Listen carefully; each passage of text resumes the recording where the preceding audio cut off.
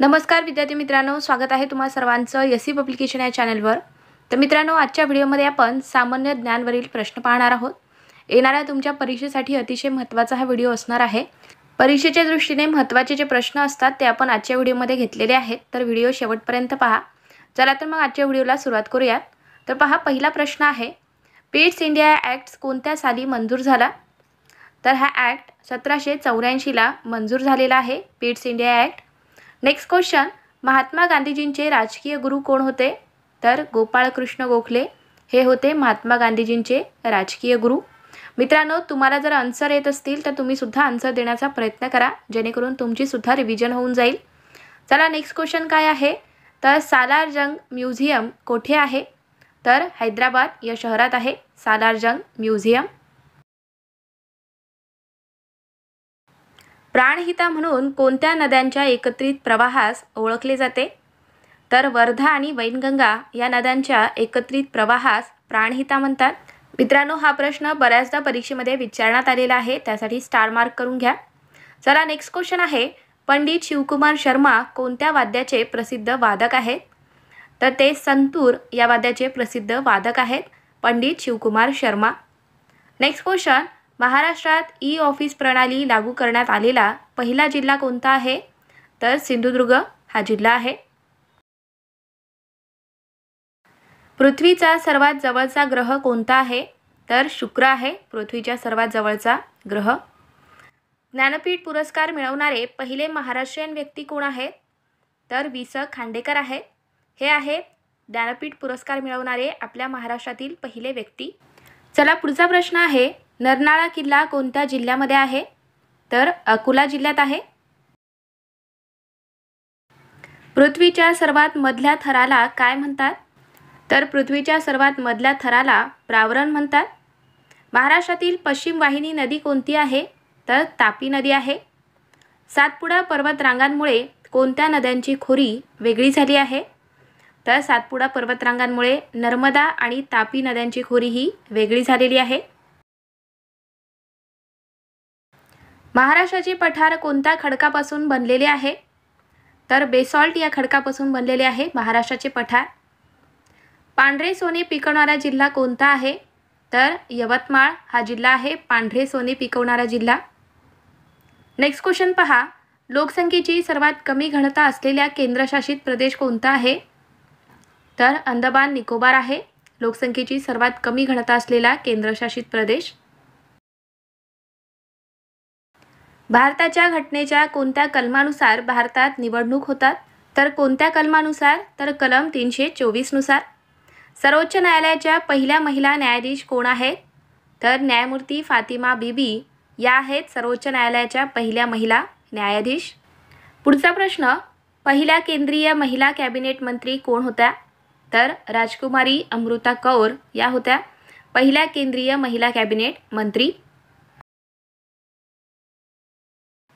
संसदेच्या निर्वाचित सदस्यांना काय म्हणतात? तर त्यांना खासदार म्हणतात। राष्ट्रपतींचा कार्यकाळ किती वर्षाचा असतो? तर 5 वर्षाचा असतो राष्ट्रपतींचा कार्यकाळ। घटक राज्याचे राज्यपाल कोणाकडून नेमले जातात? तर राष्ट्रपती यांच्याकडून नेमले जातात घटक राज्याचे राज्यपाल। तर विद्यार्थी मित्रांनो, ज्यांना कुणाला जानेवारी ते सप्टेंबर 2024 पर्यंतचे संपूर्ण करंट अफेअर्सची PDF हवी असेल तर ते घेऊ शकतात।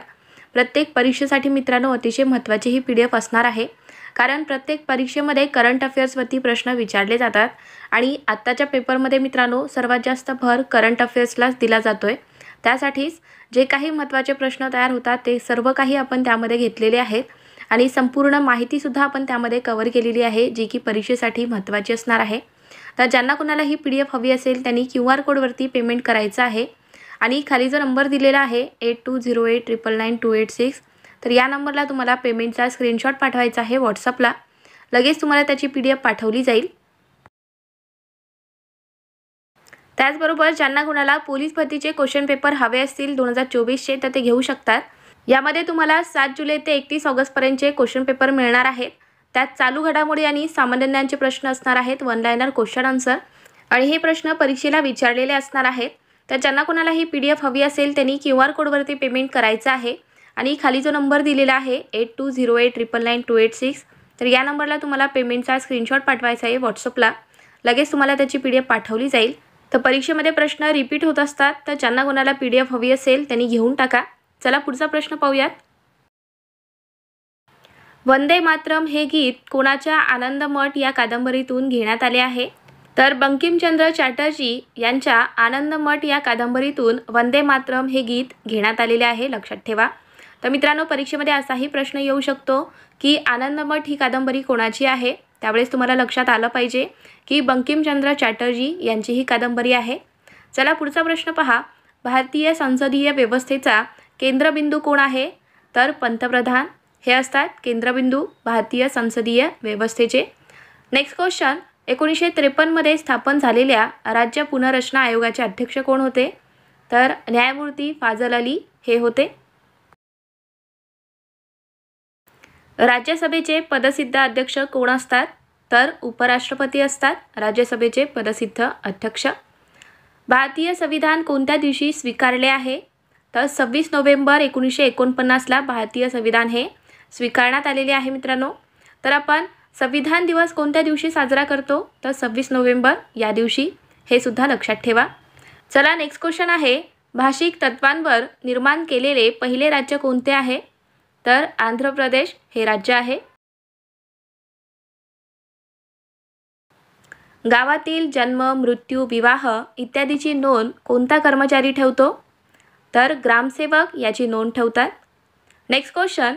राष्ट्रपतींना महाभियोगद्वारे पदावरून दूर करण्याचा अधिकार कोणास आहे? तर राष्ट्रपतींना महाभियोग ही एक पद्धत आहे, तर या पद्धतीद्वारे त्यांना त्यांच्या पदावरून दूर करण्याचा अधिकार हा संसदेला असतो, लक्षात ठेवा. चला पुढचा प्रश्न. लोकसभा व राज्यसभा यांच्या संयुक्त बैठकीचे अध्यक्षस्थान कोण भूषवतात? तर लोकसभा अध्यक्ष भूषवतात. पितळखोरा ही प्राचीन लेणी कोणत्या जिल्ह्यात आहे? तर छत्रपती संभाजीनगर या जिल्ह्यामध्ये आहे पितळखोरा लेणी. महाराष्ट्रातील सर्वात मोठं अभयारण्य कोणते आहे? तर पेंच अभयारण्य आहे. तर हे कोणत्या जिल्ह्यात आहे असा प्रश्न आहे. तर हे कोणत्या जिल्ह्यामध्ये येतं? तर नागपूर या जिल्ह्यात आहे. पुढचा प्रश्न पहा. छत्रपती शिवाजी महाराज टर्मिनल्स मुंबई याचा कोणत्या साली जागतिक वारसा स्थळांमध्ये समावेश झालेला आहे? तर कधी झालेला आहे समावेश? तर 2004 मध्ये झालेला आहे जागतिक वारसा स्थळांमध्ये समावेश. वाघांसाठी राखीव असलेले दुधवा राष्ट्रीय उद्यान कोणत्या राज्यात आहे? तर हे उत्तर प्रदेश राज्यामध्ये आहे. पानिपत हे शहर कोणत्या राज्यात आहे? तर पानिपत हे शहर हरियाणा राज्यामध्ये आहे. Next question. माणिकडोह बिबट्या बचाव केंद्र कोणत्या तालुक्यात आहे? तर हे आहे जुन्नर तालुक्यामध्ये.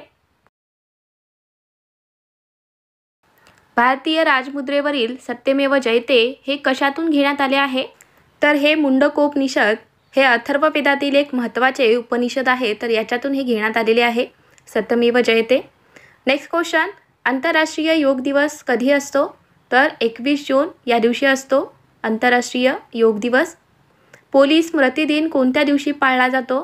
तर 21 ऑक्टोबर या दिवशी असतो पोलीस स्मृती दिन.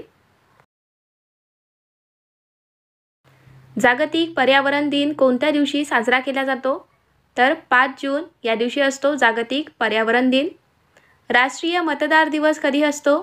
तर 25 जानेवारी या दिवशी असतो राष्ट्रीय मतदार दिवस. भारतीय भूसेना दिवस कधी असतो? तर 15 जानेवारी या दिवशी असतो भारतीय भूसेना दिन. सिंधुदुर्ग जिल्ह्यातील तेरेखोल पुलामुळे कोणती 2 राज्य जोडली गेली आहेत? तर महाराष्ट्र व गोवा ही 2 राज्य जोडली गेलेली आहेत तेरेखोल पुलामुळे. Next question. लोकहितवादी या नावाने कोणाला ओळखलं जातं? तर गोपाळ हरी देशमुख यांना ओळखलं जातं लोकहितवादी म्हणून. जायकवाडी हे धरण कोणत्या नदीवर आहे? तर गोदावरी या नदीवर आहे जायकवाडी धरण. आणि कोणत्या जिल्ह्यात आहे? तर छत्रपती संभाजीनगर या जिल्ह्यामध्ये आहे, लक्षात ठेवा. अमरावती येथे शिवाजी शिक्षण संस्था श्रद्धानंद छात्रालय याची स्थापना कोणी केलेली आहे? तर डॉक्टर पंजाबराव देशमुख यांनी केलेली आहे. रामकृष्ण मिशनची स्थापना कोणी केली? तर स्वामी विवेकानंद यांनी केलेली आहे रामकृष्ण मिशनची स्थापना. नेक्स्ट क्वेश्चन पहा. तृतीय रत्न हे नाटक कोणी लिहिले आहे? तर महात्मा ज्योतिबा फुले यांनी हे नाटक लिहिलेले आहे तृतीय रत्न या नावाने। चांदेली धरण कोणत्या नदीवर आहे? तर वेण्णा नदीवर आहे चांदेली धरण। भारुड हा काव्यप्रकार कोणामुळे ओळखला जातो? तर संत एकनाथ यांच्यामुळे ओळखला जातो भारुड हा काव्यप्रकार। कोणती भाषा द्रविडियन गटातील आहे? तर तामिळ ही भाषा आहे द्रविडियन गटातील। संजय गांधी नॅशनल पार्क कुठे आहे? तर मुंबईला आहे। हर्णे बंदर हे कोणत्या जिल्ह्यात आहे? तर रत्नागिरी जिल्ह्यामध्ये आहे हर्णे बंदर।